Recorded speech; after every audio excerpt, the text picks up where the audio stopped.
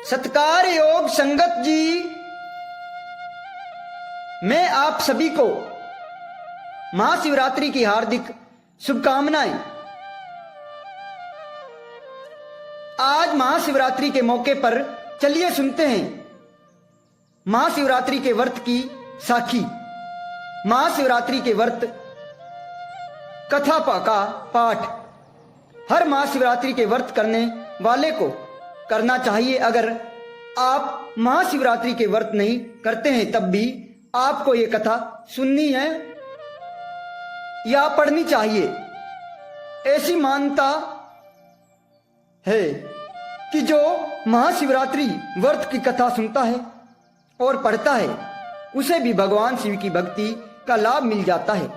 इसलिए हर शिव भगत को महाशिवरात्रि के व्रत कथा जरूर सुननी चाहिए। इसलिए चलिए सुनते हैं महाशिवरात्रि की व्रत कथा। एक बार की बात है, पार्वती जी ने भगवान शिव शंकर से पूछा, ऐसा कौन सा श्रेष्ठ और सरल व्रत पूजना है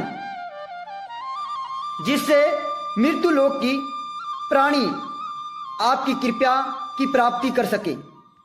उत्तर में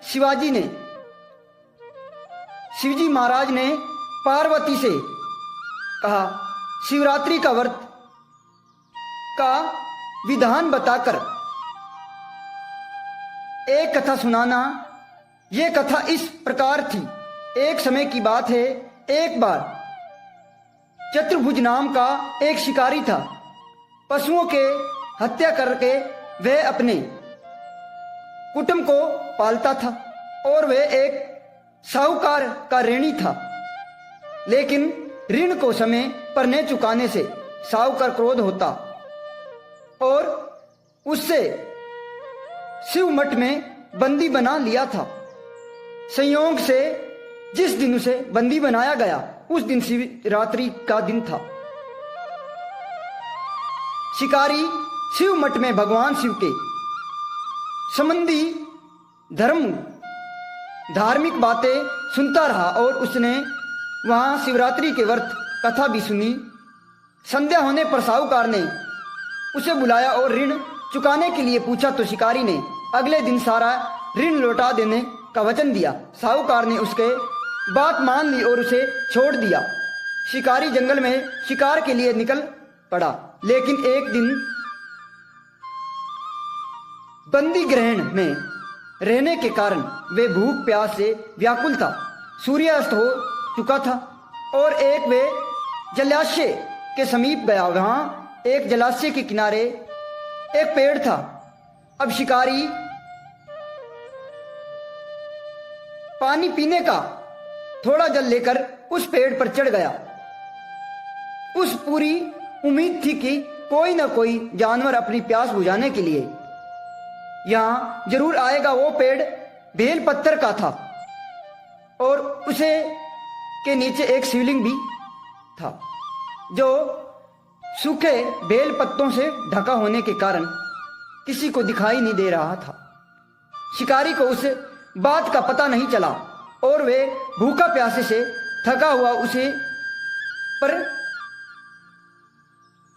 नजर बनाकर बैठ गया। अब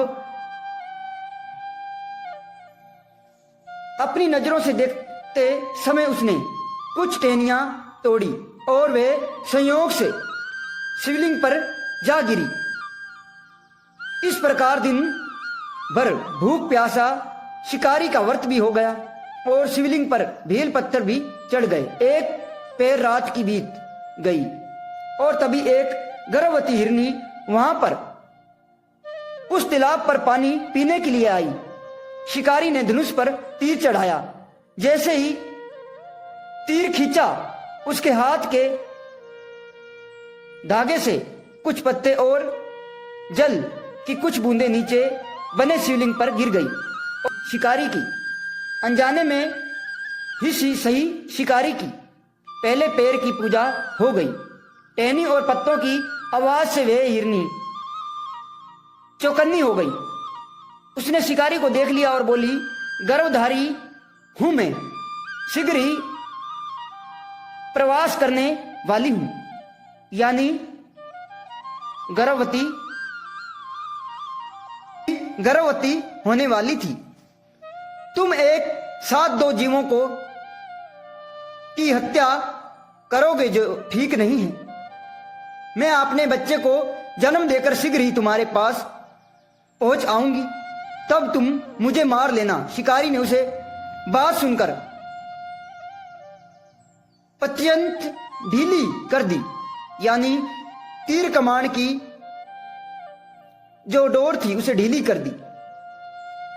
उस हिरनी को जाने दिया। वो हिरनी तुरंत ही जंगल चली गई। अब कुछ समय और बीत गया और एक और हिरनी वहां आई। शिकारी के प्रसन्नता का ठिकाना ना रहा। वह हिरनी भी पानी पीने आई थी। उसने धनुष पर बाण चढ़ाया, जिससे फिर से कुछ भील पत्थर नीचे शिवलिंग पर गिर गए। अनजाने में फिर से शिकारी ने दूसरे पहर की पूजा कर दी। तब उसे हिरनी ने शिकारी को देखकर विनम्रता से निवेदन किया, मुझे जाने दो। अपने प्रिय की खोज में भटक रही हूं। मैं अपने पति से मिलकर शीघ्र तुम्हारे पास आ जाऊंगी। शिकारी ने उसे निवेदन सुनकर उसे भी जाने दिया। 2 बार के शिकार को खोकर वे चिंता में पड़ गया। अब रात्रि की आखिरी पहर बीत रही थी। तभी एक और हिरनी अपने बच्चे के साथ उधर से निकली। शिकारी ने उन्हें देखकर धनुष पर तीर चढ़ाया और जैसे ही वे तीर छोड़ने ही लगा था, हिरनी बोली, मुझे मत मारो।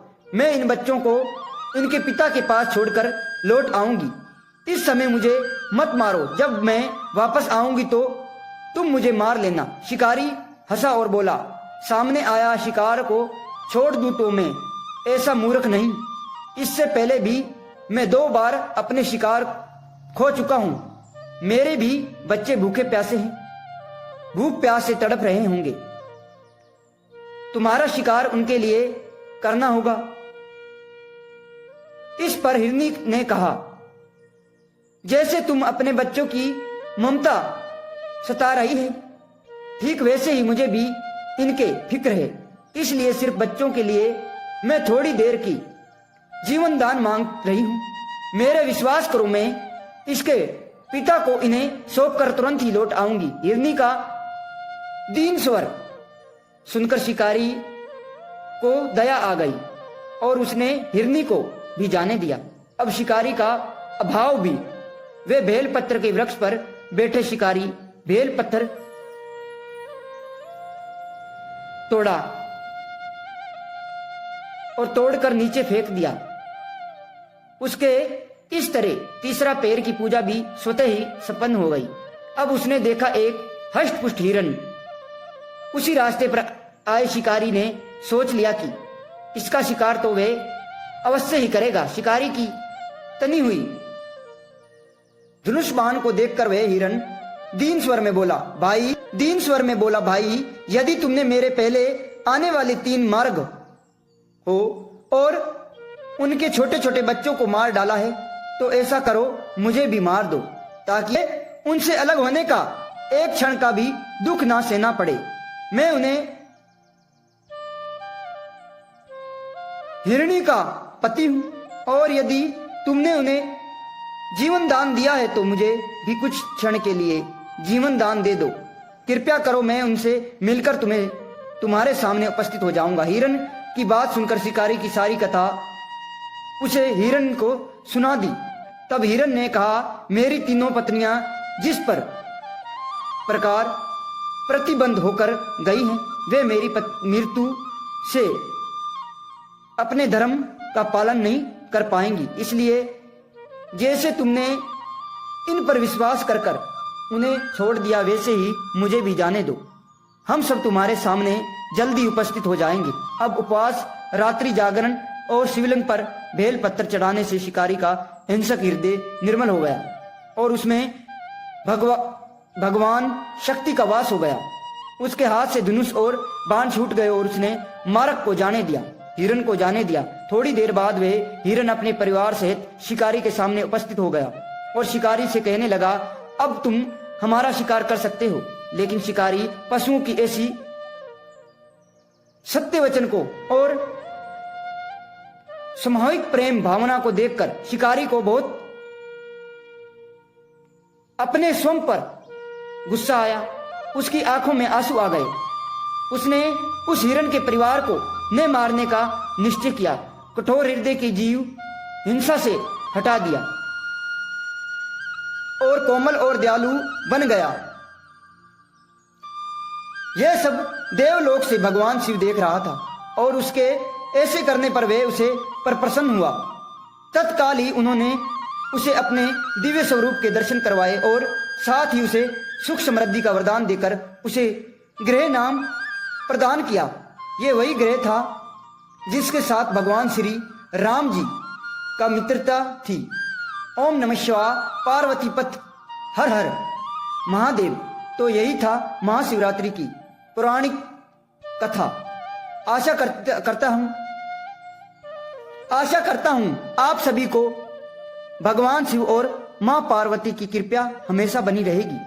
आपको आज से ये कथा कैसी लगी कमेंट करके जरूर बताइए। साथ में मेरे चैनल को सब्सक्राइब जरूर कर लीजिए।